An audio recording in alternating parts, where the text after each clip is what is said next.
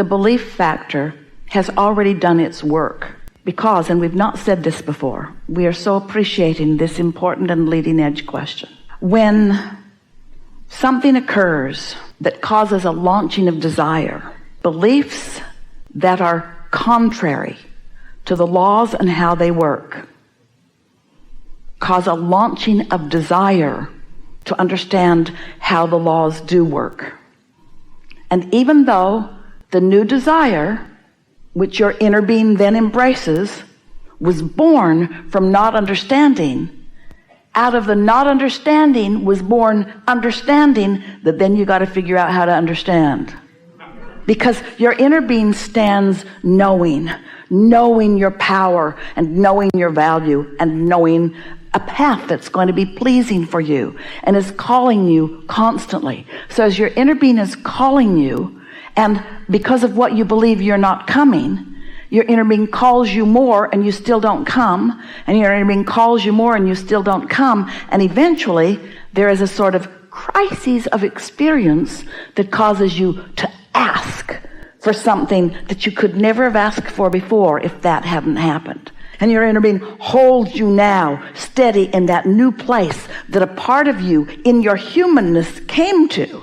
And then your inner being holds that place, holds it steady, and offers the frequency of it. And now it's easier for you to find it than ever before, because you, from your humanness, gave birth to it. So for sure you can achieve it. Because if this time-space reality has the wherewithal to produce a desire, it can produce the complete manifestation of the desire.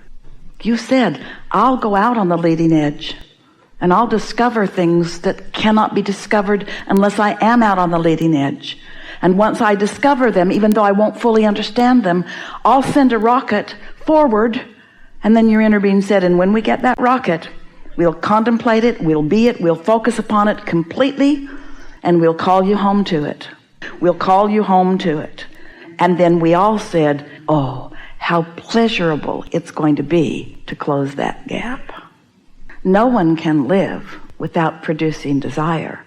But a lot of people have come to believe that as fast as desire is born, they should squelch it, because they feel the discord. We say, if you're going 100 miles an hour and you hit a tree, it's a big problem. If you're going 5 miles an hour and you hit a tree, not such a big problem. So a lot of people say we should all go 5 miles an hour, because then when we hit a tree, it's not a big problem. But law of attraction won't let you keep your speed at 5 miles an hour. And don't you admit it's more fun to go faster? So you say, yeah, it's more fun to go faster, but it's not fun to hit trees. So we say, watch where you're going. Pay attention to those limiting beliefs. And as you release them, or just deactivate them, or don't keep bringing them forward, then you can go faster and faster and have more fun. When you release thought, which means you release limiting beliefs, then you're unlimited. Every one of you has an inner being, and every one of you has access to all of this. But sometimes those like Esther, those like you, those like Jesus find alignment, and then with it find satisfaction and knowing, and then others who are in the vicinity benefit by what they know. There does not need to be one intermediary between you and your source.